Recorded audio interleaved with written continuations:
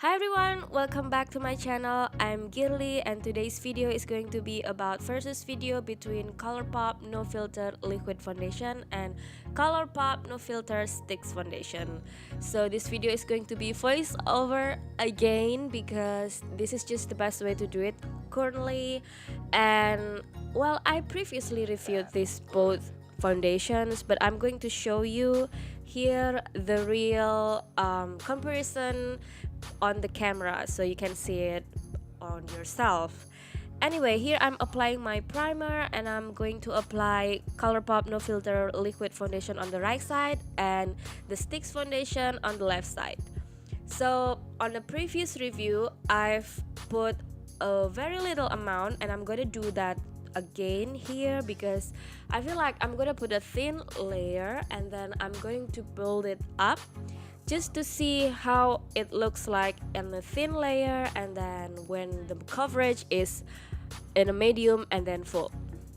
So I'm applying this using a damp sponge. This is a Real Technique sponge and I'm going to show you later that well, I previously reviewed this foundation and I don't really like it because it's cakey. It's too cakey.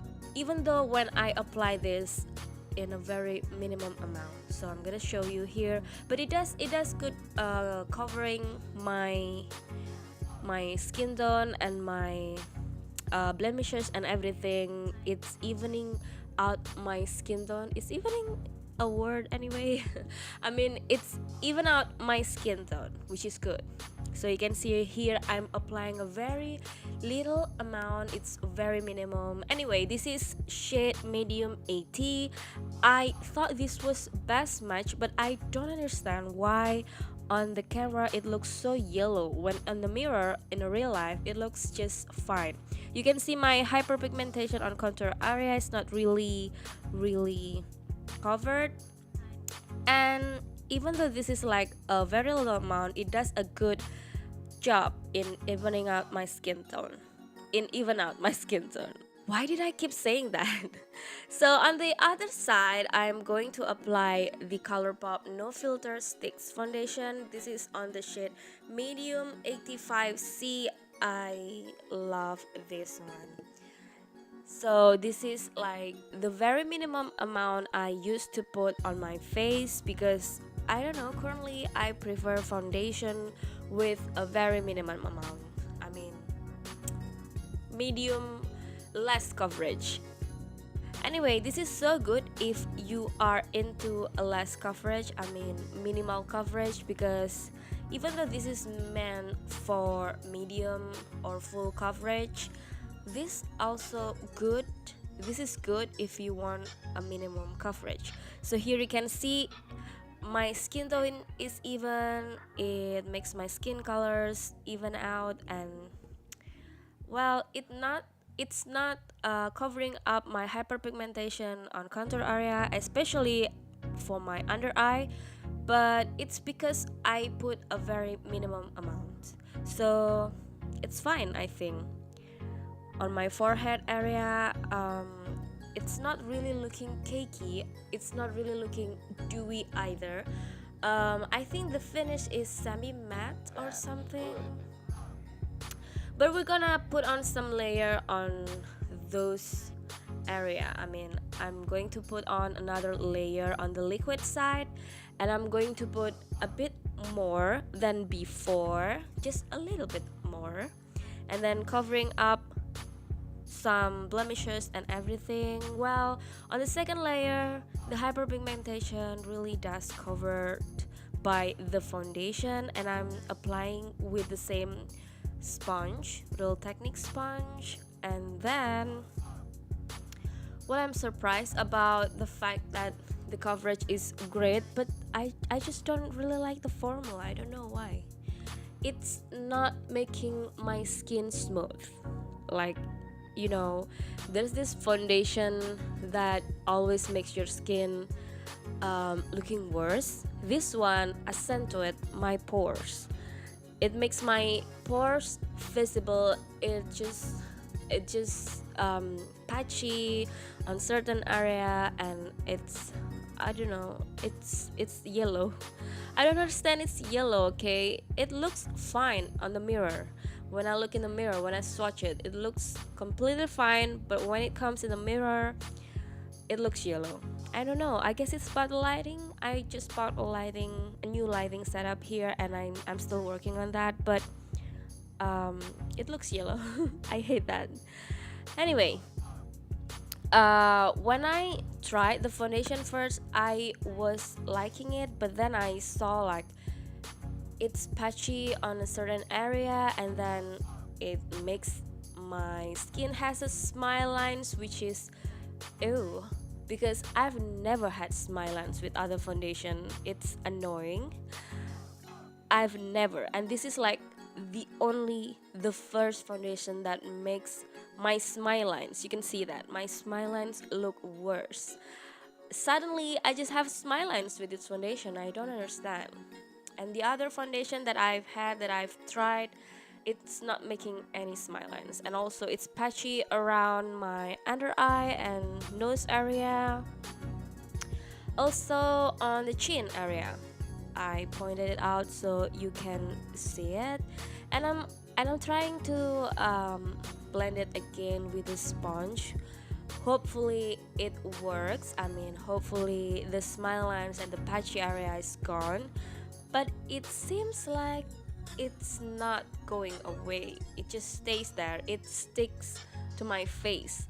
So I think it is accentuate my pores, my milia, and I don't understand why the patchy on the chin area is not going away.